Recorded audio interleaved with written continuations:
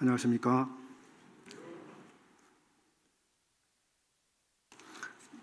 제 이름이 뭔지 아시죠? 영성입니다. 사람들이 가끔 놀립니다. 제 이름을 가지고.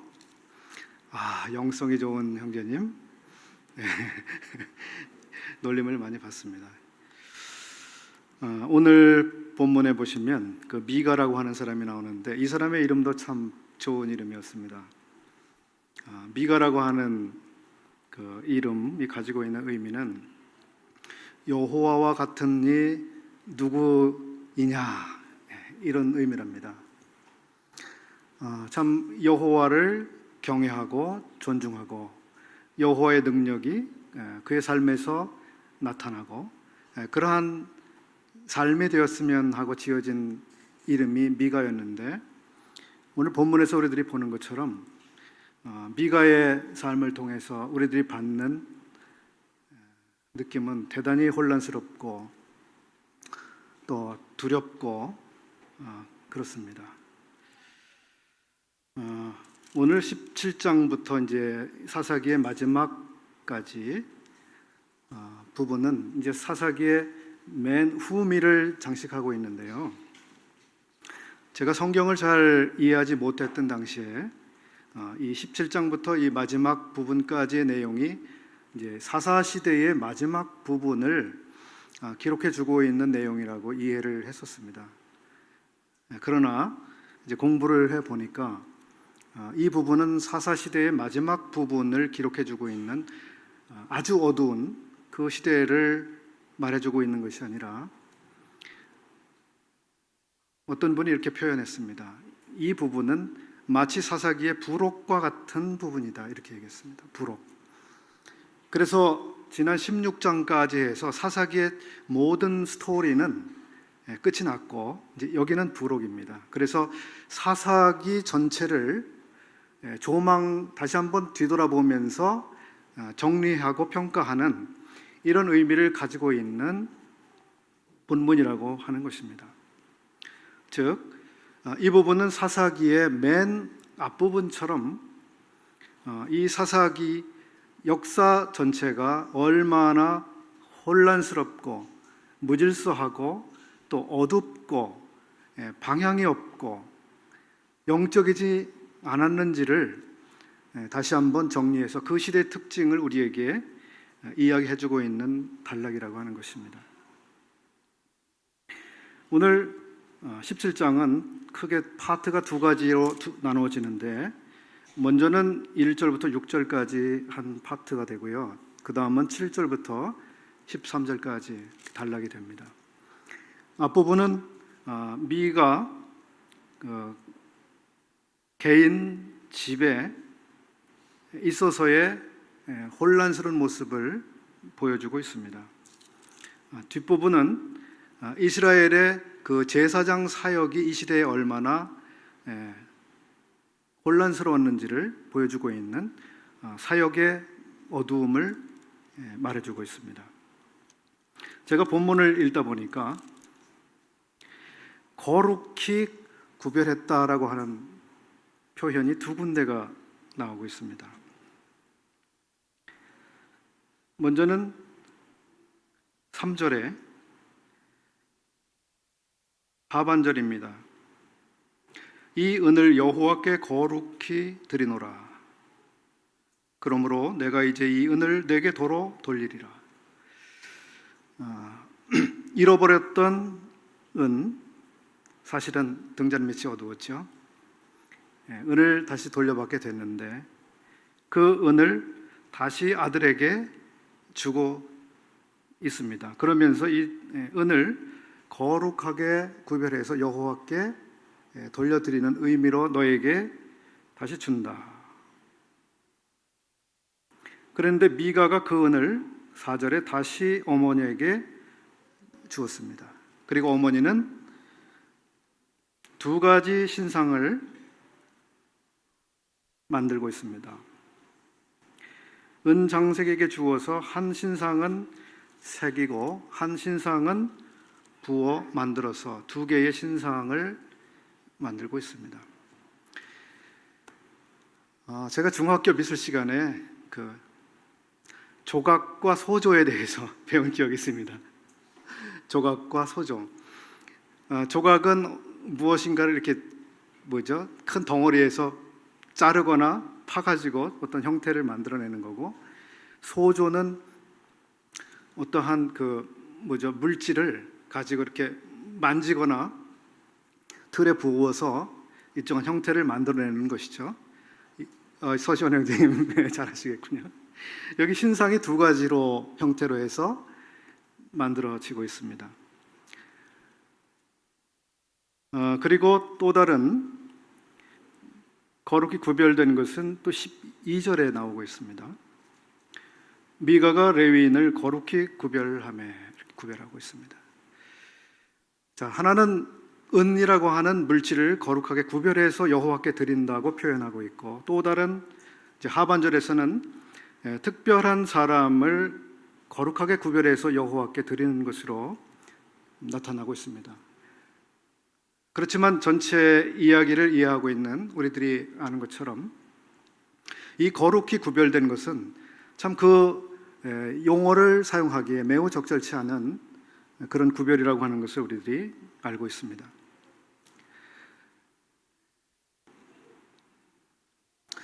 먼저 6절까지 본문을 조금 더 자세히 살펴보겠습니다.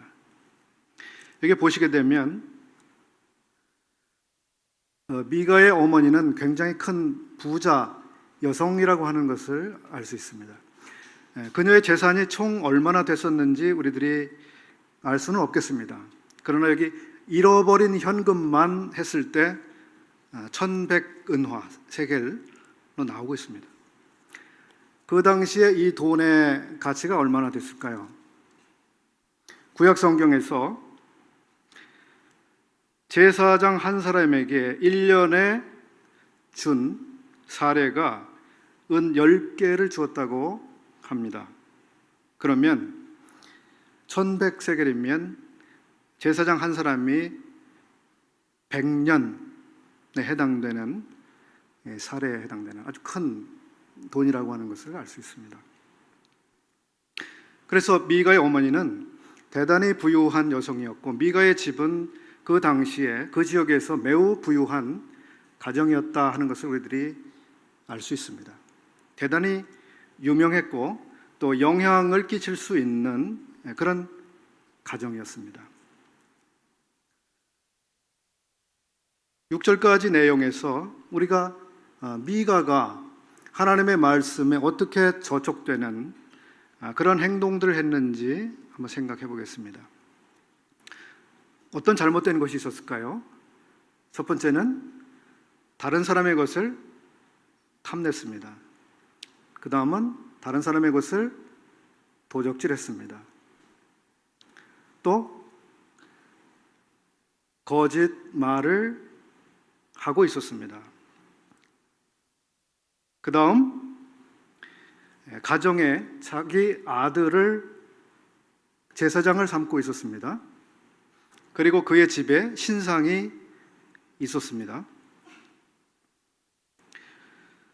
또 뒤쪽에서 보면은 우리들이 레위인으로 하여금 제사장 직무를 하게 한 것을 알 수 있습니다. 이런 것들을 전체적으로 보면 미가가 범한 잘못들은 출애굽기 20장에서 이스라엘 백성들에게 주신 계명들, 우리가 보통 10계명이라고 하고 있는 이 계명을 무려 여러 가지를 범하고 있는데요. 1, 2, 5, 8, 9, 10 계명을 그는 범했던 것입니다.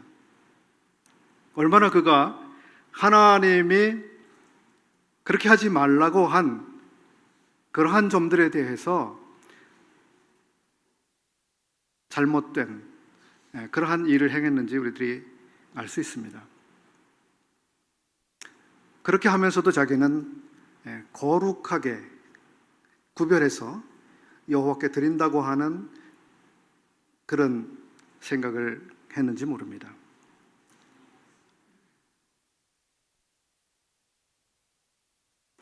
또 그의 어머니 역시도 마찬가지죠. 그 어머니는 자기의 재물을 잃어버렸을 때 바로 그것을 훔쳐간 사람을 저주하고 있습니다. 저주. 이것은 여호와의 이름을 자기의 마음대로 망령되게 사용하는 그런 사례가 되는 것이죠. 또 우상을 새기고 부어서 만드는 그러한 일의 중심에 있게 됐습니다.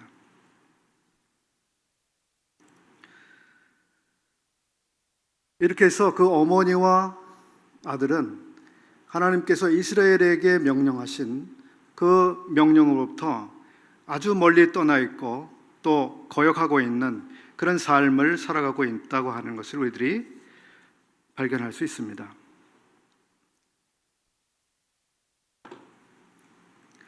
신명기서 12장 8절 말씀을 한번 열어보겠습니다. 신명기서 12장 8절입니다.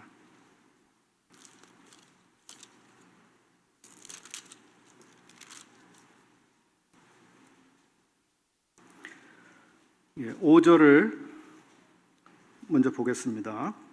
신명기서 12장 5절 함께 읽어볼까요? 시작. 오직 너희 하나님 여호와께서 자기 이름을 두시려고 너희 모든 지파 중에서 택하신 곳인 그 거룩하실 곳으로 찾아 나아가서, 그 다음 8절 읽어보겠습니다. 우리가 오늘날 여기서는 각기 소견대로 하였거니와 너희가 거기서는 하지 말지니라. 이 부분은 모세를 통해서 여호와 하나님께서 백성 이스라엘에게 주신 말씀이었습니다. 그 백성들에게 명령하신 내용, 이스라엘 백성들은 하나님이 택하신 한 곳으로 나아가라고 이렇게 말씀하고 계신 것이죠. 그리고 이제 광야에서 생활하고 있는 그 시대가 지나고 약속된 땅에 들어가게 되면 그때에는 각기 소견대로 행하는 그런 시대는 끝이 나야 한다고 말씀하셨습니다. 그리고 하나님의 백성답게 하나님의 말씀을 철저하게 지키는 백성들이 되라고 말씀하셨습니다. 그렇게 하신 이유는 이스라엘이 특별한 백성이라고 하는 것을 하나님이 드러내고자 하신 것입니다. 이스라엘은 특별한 사람들이다. 특별한 목적을 가지고 내가 택했다. 그들에게는 내가 놀라운 계획을 가지고 있다. 그들 가운데 나의 계획을 성취해 나갈 것이다. 그들을 통해서 나의 영광을 드러낼 것이다. 그들은 특별하다. 그래서 특별한 그 사람들은 특별하게 하나님의 말씀대로 살아가라고 명령을 주셨습니다. 그리고 그 명령을 준행하게 될 때 그들이 얼마나 특별한 하나님의 백성이라고 하는 것을 드러낼 수가 있었습니다. 이스라엘은 왜 하나님께서 그들에게 계명을 주셨는지 그 깊은 이해를 갖고 있지 못했습니다. 자기들이 얼만큼 특별하다고 하는 것을 깊이 생각하지 못했습니다. 여기서는 우리가 소견대로 이렇게 하고 있지만, 그러나 약속된 그곳에 가게 되면 그때는 그렇게 해서는 안 된다.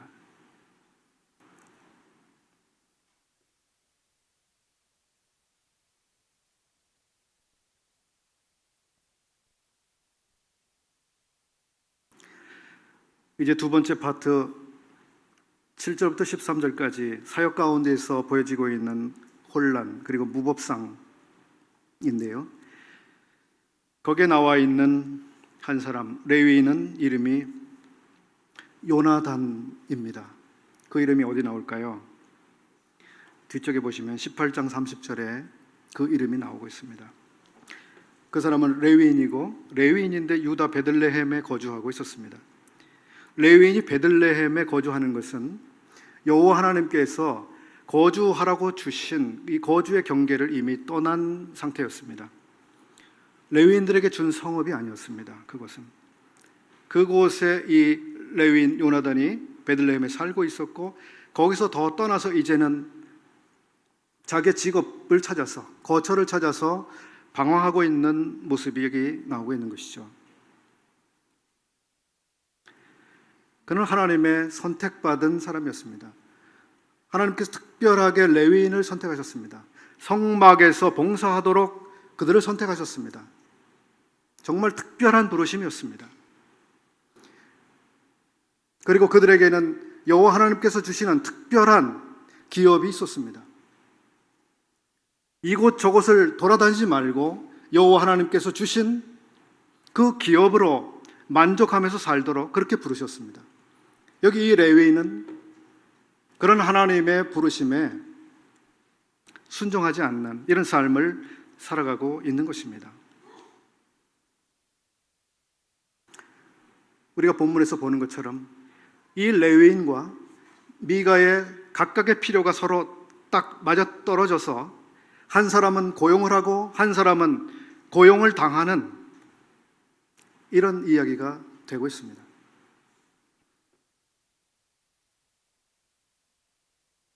하나님의 일에 부르심을 받아서 섬기도록 그렇게 하나님께서 부르셨는데 그것을 자기의 먹고 사는 문제로 그렇게 하락시키는 모습이 여기 나오고 있죠. 이러한 문제는 이스라엘의 문제였고 교회 시대 내내의 문제였고 또 그리고 우리 시대 교회 속에 일어나고 있는 문제들이기도 합니다. 성직, 거룩한 부르심, 하나님께서 거룩하게 특별한 목적을 위해서 부르셨습니다. 그럼에도 불구하고 수많은 사람들이 그러한 부르심을 그저 자기의 생계를 위해서 봉급을 받아가면서 그렇게 사는 사람들로 전락해 온 것이 지금까지의 역사입니다.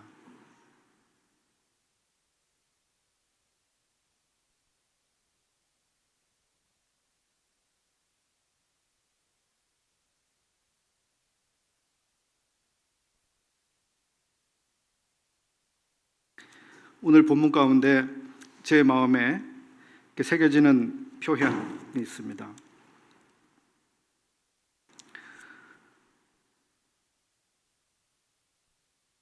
사람마다 자기 소견에 옳은 대로 행하였더라.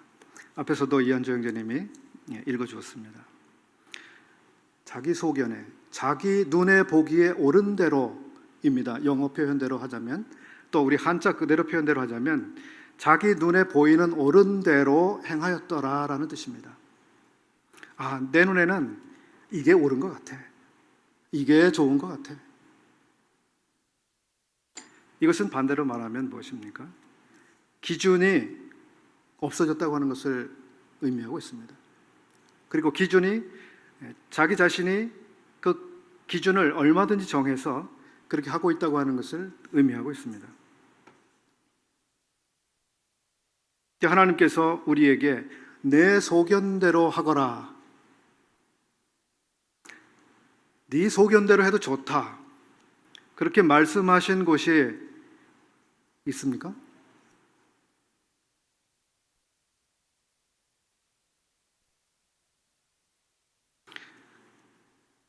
저는 잘 모르겠습니다.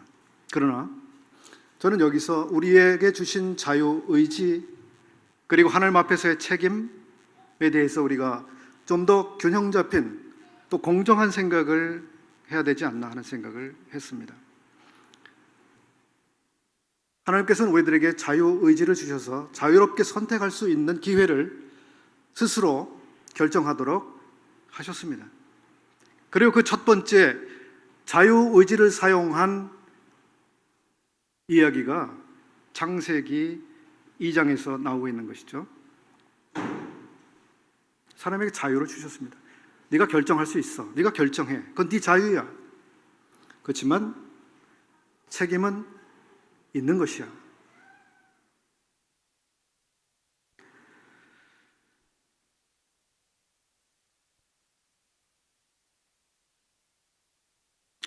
예레미야서 27장 5절 말씀에 이런 말씀이 있습니다.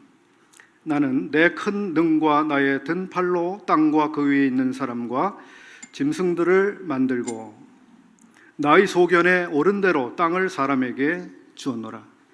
이것은 예레미야를 통해서 여호와 하나님께서 말씀하신 내용이죠. 여호와 하나님께서는 나의 소견대로 그렇게 했다고 말씀하고 있습니다. 근데 우리가 하나님께서 이렇게 말씀하신 것처럼 나의 소견에 내가 그렇게 할 수 있어 라고 할 수 있는 영역이 얼마나 될까요?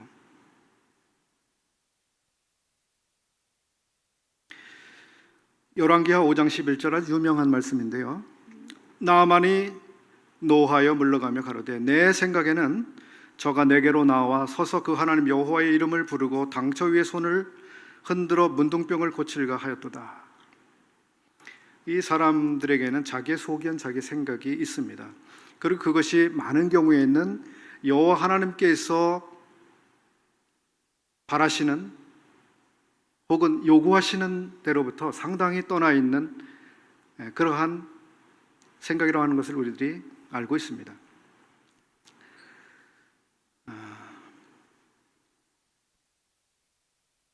우리들이 존경하고 있는 다윗이라고 하는 왕, 그 왕이 존경받는 이유는 무엇입니까?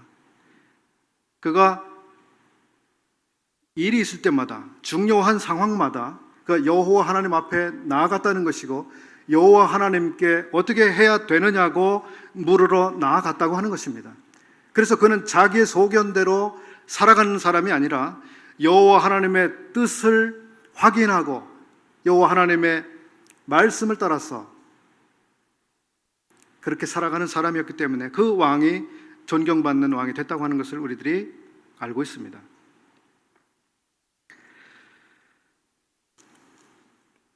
사사기 시대와 마찬가지로 지금 시대는 더욱더 하나님의 기준, 하나님의 말씀이 없어진 시대가 되고 있습니다. 특별히 이 시대는 포스트 모더니즘이라고 하는 이러한 사상이 우리의 삶의 전반, 우리의 생각, 우리의 문화, 우리의 교육, 우리의 놀이까지도 다 이렇게 들어와 있습니다.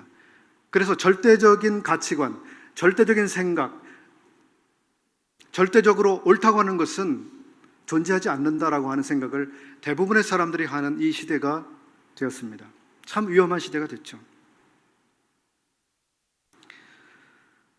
오늘 본문에서 저는 하나님의 뜻이 무엇인지 묻는 삶, 이것을 우리가 배워야 한다고 생각했습니다. 하나님의 뜻이 무엇인지 질문하는 삶, 그러한 질문을 우리들이 한다고 하는 것은 우리들이 하나님의 백성이라고 하는 것을 반증하는 것이고, 우리들이 질문하기 위해서 하나님 앞에 나아간다고 하는 것은 하나님을 하나님으로 우리가 인정하고 존중하고 그래 높인다고 하는 것을 반증하고 있는 것입니다. 그렇지 않습니까? 누군가에게 의견을 구하고 조언을 구하고 그렇게 한다고 하는 것은 무엇입니까? 그분의 생각과 그분의 통찰과 그분의 경험과 지혜를 우리가 존중한다고 하는 거 아닙니까? 여호와 하나님 앞에 나아가서 묻는다고 하는 것, 우리들의 마음에 여호와를 존중하고 있다고 하는 표시가 되겠죠. 이 시대는 여호와 앞에 나아가서 묻지 않았습니다. 우리들이 여호와 앞에 질문을 가지고 나갈 때, 그것은 우리 주님께서 얼마나 기뻐하실 일인가. 참 이 암흑한 시대에 만약에 그러한 한 사람이 있었다고 한다면 그가 얼마나 별과 같이 빛나는 사람이 됐을까. 그래서 저를 비롯해서 우리 모든 성도님들이 이 시대에 우리들의 질문, 우리들의 고민, 의문, 이 모든 것들을 우리 주님께 가지고 나아가서 묻고, 주님 이러한 상황에서 어떻게 해야 되겠습니까? 주님 어떻게 하기를 주님이 기뻐하십니까? 그 질문을 하는 우리가 되기를 원합니다. 저 역시 그런 사람이 되기를 원합니다. 로마서 10장 20절에 있는 구절을 한번 찾고 마치겠습니다. 로마서 10장 20절, 또한 이사야가 매우 담대하여 이르되 내가 구하지 않은 자들에게 찾은 바 되고 내게 문의하지 아니하는 자들에게 나타났노라 하였고, 이것은 구원이 이방인들에게 기회가 온 것을 말씀하고 있는 본문 속의 한 절입니다. 구약의 역사 속에서 이방인들은 여호와 앞에 질문하러 가거나 문의하러 가는, 찾는 이런 사람들이 아니었다고 하는 것입니다. 그러나 이 시대는 바로 과거에 문의하지 않던 그러한 사람들에게 이제 여호와께서 나타났다고 하는 이 놀라운 사실, 복음을 통해서 우리에게 이 구원의 기회가 왔다고 하는 것을 말씀하고 있는데요.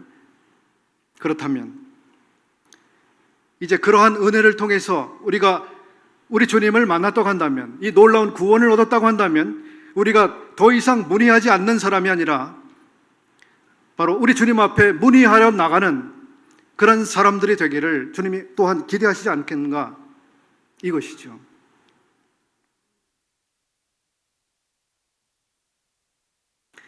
질문하기, 묻기, 여호와께 질문을 가지고 나아가기, 이것을 저희들이 계속해서 더 배우는 그런 삶을 살 수 있기를 바랍니다. 감사합니다.